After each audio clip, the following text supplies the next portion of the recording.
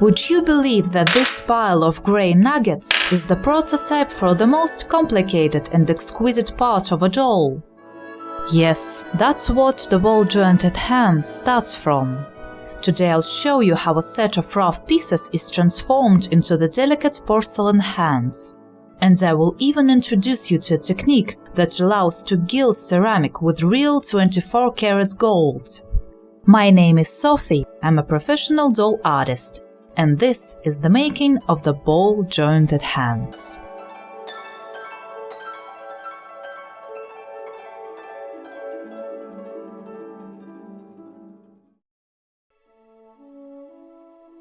Firstly, let's have a closer look at the prototype. I sculpted this model from 2-part epoxy plastic. The model for the ball-jointed hands consists of 2 palms and 10 individual fingers. Each finger has a spherical joint on the knuckle that fits into a socket in the palm. If I put the fingers to the palm, it already starts to resemble a hand, but so far it lacks small details and a structure that keeps everything together. To create the hands in porcelain, I made plaster molds of my hands model. As you can see, I have one mold for all the fingers and another one for the 2 palms. Plaster molds cannot transfer the smallest details, so I will have to greatly refine the porcelain casts. But only plaster can be used for casting porcelain. Neither silicone nor alginate will work. I prepared porcelain slip, a liquid mixture of porcelain clay and water, and began to carefully pour it into the molds.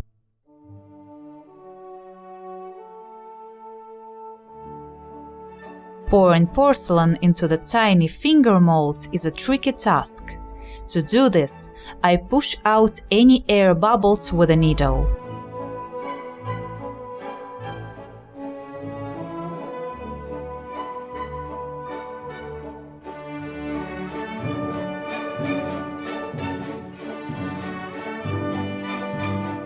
You can see the slip level in the mold drop as the plaster absorbs the water and forms a solid casting in the mold. I want the palms to be hollow, so after a while I pour the excess slip out from the mold. Once all the casts have hardened, all that remains is to open the molds, remove the spruce, and take out the porcelain pieces.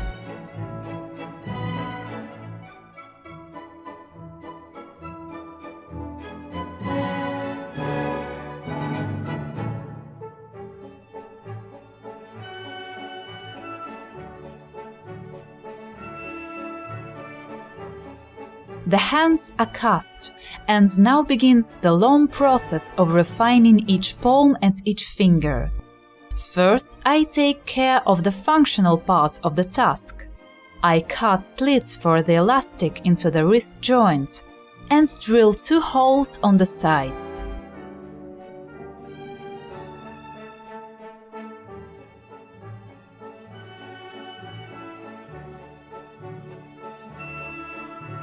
Next, I move on to finer work.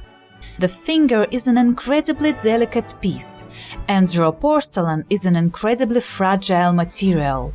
I only have to squeeze it a little bit, and it crumbles into dust. But it is very pliable because of this, and I can carve whatever I want into the porcelain.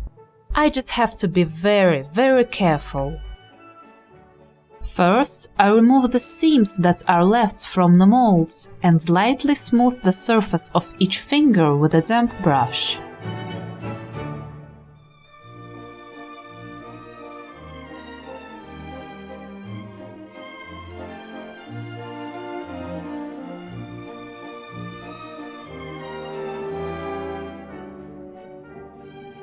Now I take the smallest drill bit you can buy and make a cross hole in the ball joints of each finger. This is done so that I can later assemble the hands together. A metal crossbar will be inserted in the hole, to which a rubber band is attached, holding each finger in its corresponding socket.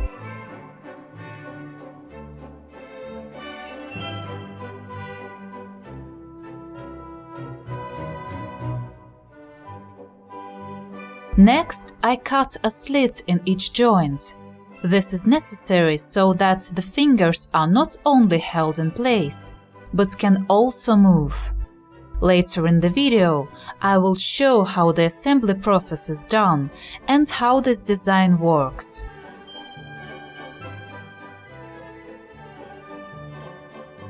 This process is done manually with each of the 10 fingers. Remember what I said about being careful? Well, I try to keep that in mind.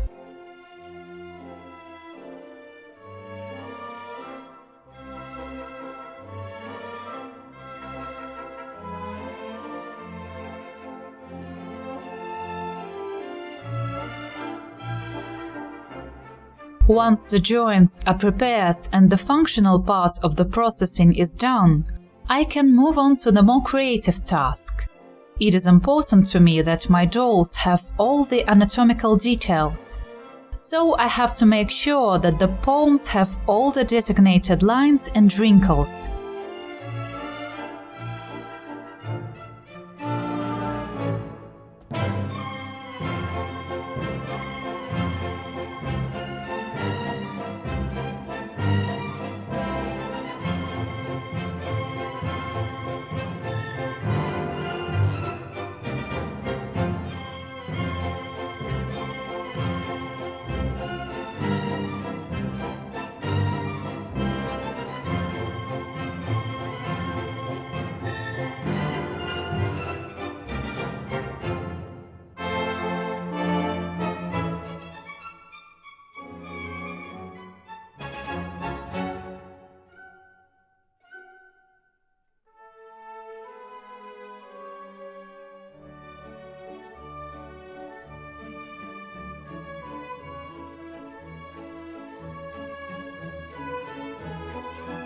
Now onto the fingers. I need to carve wrinkles on every knuckle of each finger, as well as a tiny nail.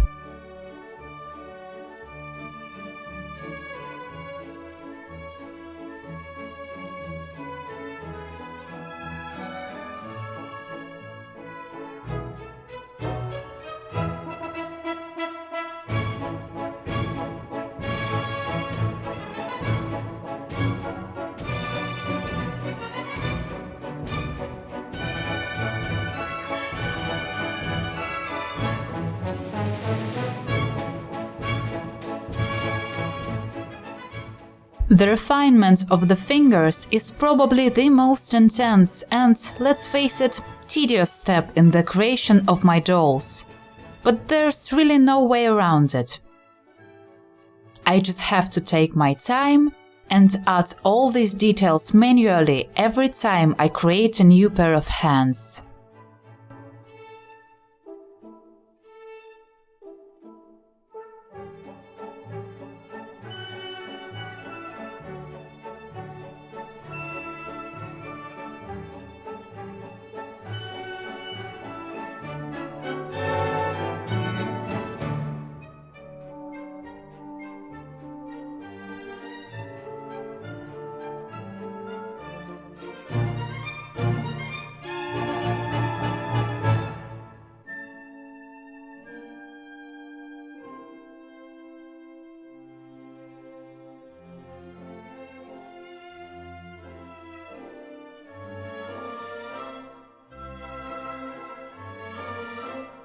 Finally, both palms and each of the 10 fingers are finished. We can stop here, but I want these hands to be adorned with several gold rings. And yes, these rings will be plated with real gold.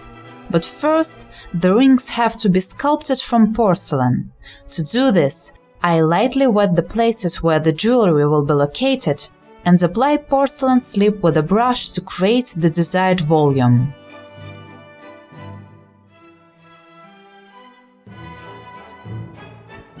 Then, using a needle, I carefully carve the shape of the future decoration.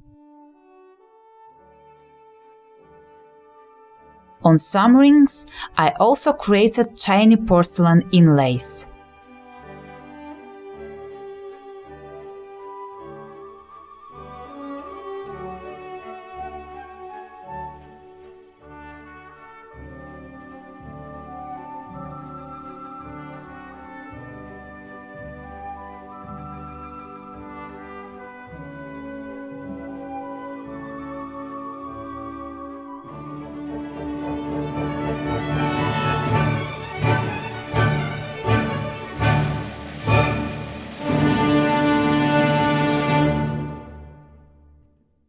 Now the future articulated hands are finally ready for the next step.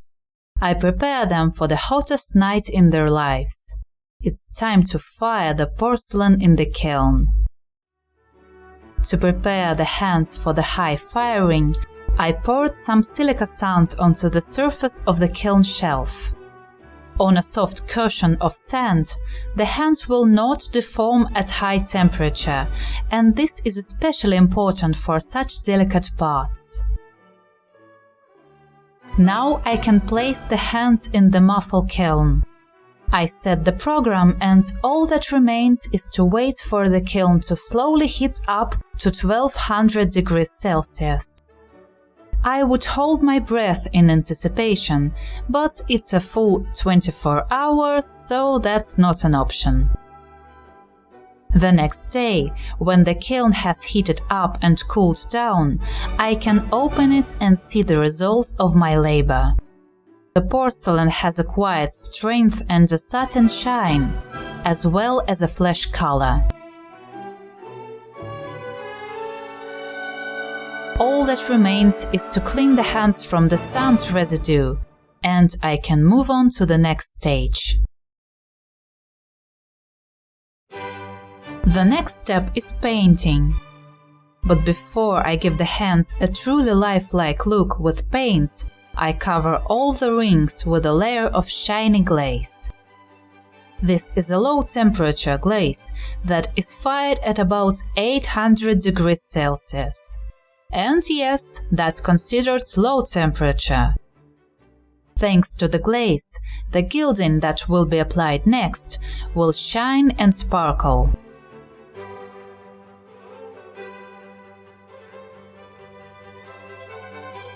Once the rings are glazed, I can move on to painting. As always, I use china paints.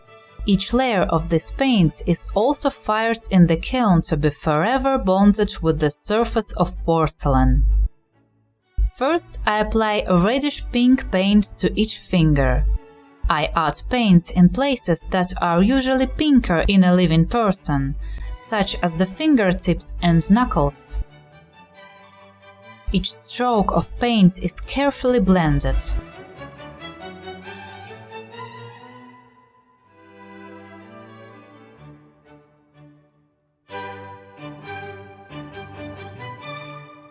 Since the paints are almost transparent, I usually need 2 or 3 layers and, accordingly, 2 or 3 firing cycles to achieve a rich blush shade.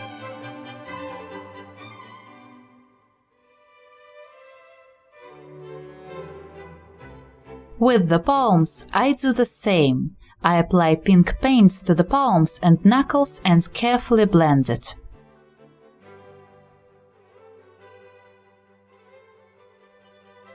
Once I have given the hands the basic color, I move on to the details. With the thinnest brush, I apply paint to every wrinkle and hollow.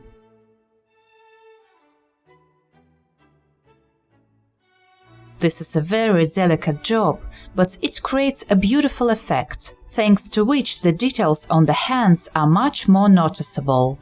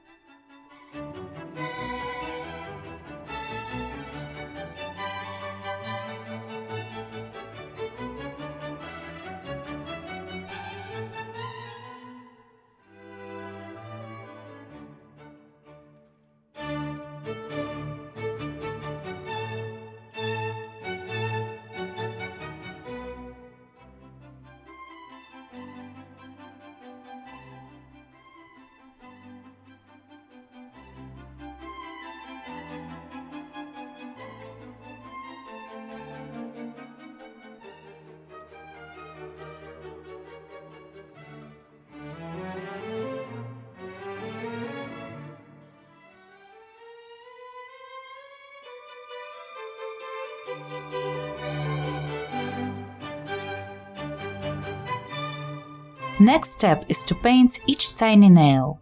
First, I apply a layer of soft pink paint to the nails.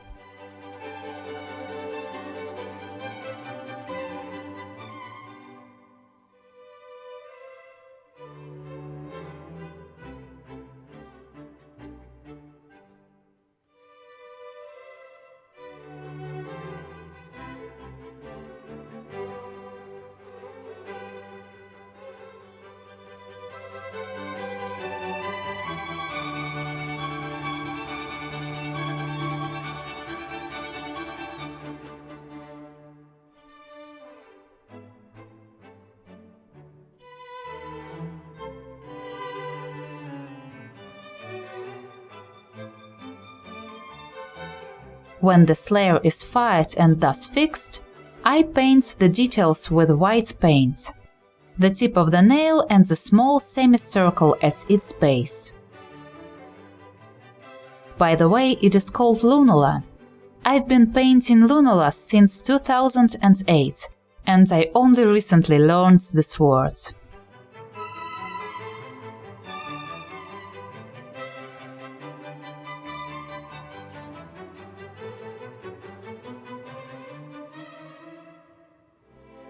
As the final step, to add even more realism, I paint a few tiny moles.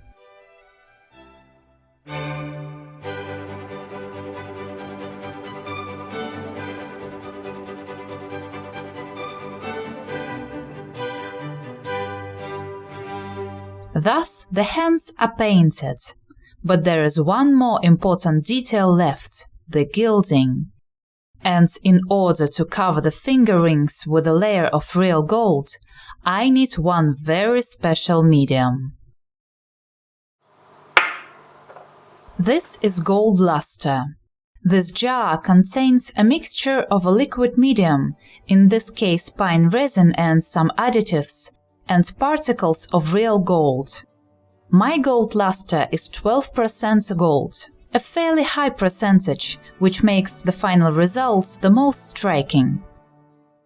Before firing, luster doesn't look very pretty, it's a viscous dark liquid. But don't judge it too soon. When I fire it in the kiln, all the organic components burn off, and only pure gold remains. I carefully apply a layer of gold luster to each ring. Working with luster is not as easy as with regular paint. It cannot be washed off with water, only with solvent, so I can't make any mistakes or I'll have to start over. I leave the so-called porcelain inlays without gilding. Against the gold background, they will resemble shiny white pearls. Gold luster is one of the ancient techniques that I use in my work. It is believed that lusters were developed all the way back in the 8th or 9th century, presumably in Egypt, and were first used to decorate glass. The first examples of lusterware in pottery date back to the 9th century and were created in modern Iraq. From there, the technique spread all over the world and never lost its popularity. Even today, lusterware with precious metals is a very common and luxurious way to decorate ceramics. Each ring is gilded. When the luster layer is well dried, I carefully place the fingers in the kiln and set the program. The gold luster must be fired slowly, and the room must be well ventilated since the fumes are poisonous. The lid is down. The firing begins. The next day, I eagerly open the kiln. As I said, all the organic matter that gave the luster an unsightly brown color has burned, and now the rings sparkle with real bright gold.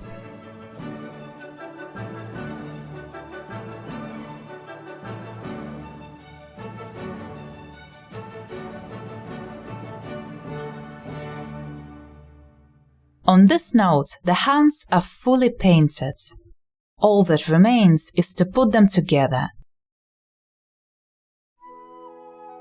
In order to assemble the hands, I first need to glue the metal crossbars into the joints. The hands are assembled with an elastic string, and the string is held inside the joints with these very crossbars. I cut the wire to size and glue the crossbars into the wrist joints of the palms. Then take a much thinner wire and insert it into the joints of each finger.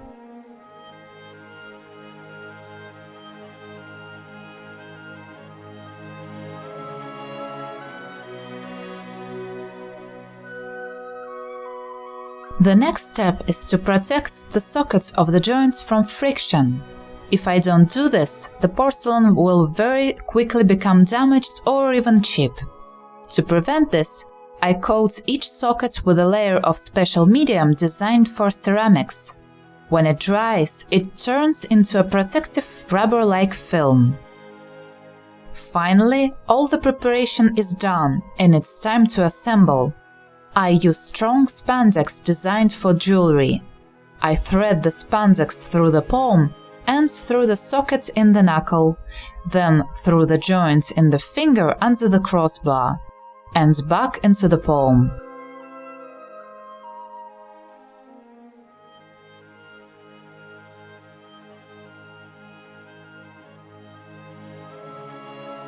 I repeat these steps with each finger until all are strung on the elastic, like beads on a necklace.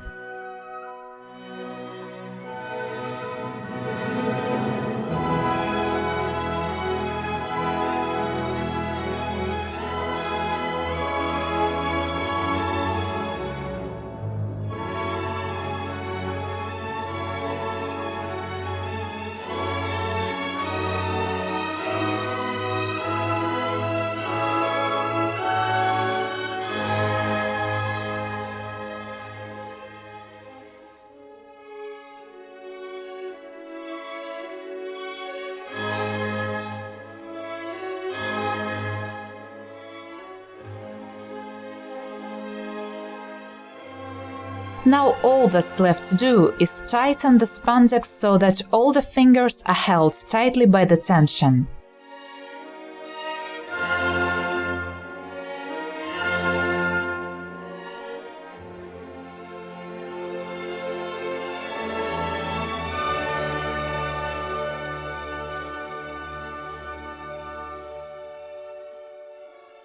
The elastic is tied in a knot above the crossbar at the wrist, and the assembly is complete. Every finger has a wide range of motion. The knuckles can bend up and down and twist around.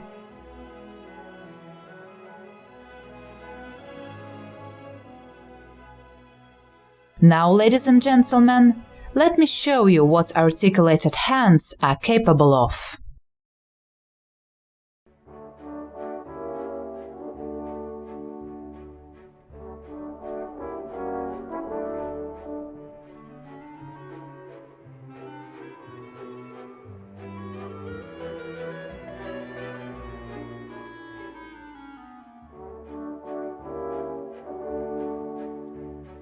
I hope you enjoyed this video.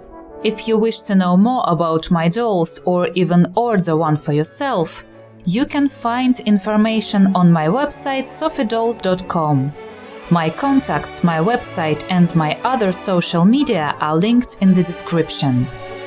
If you had a good time or if you have any suggestions, please let me know in the comments. And if you want to see more, I have many more doll making videos on my channel. And thank you all from the bottom of my heart for watching this video. I truly appreciate each and every one of you. I wish you all a great day and see you next time.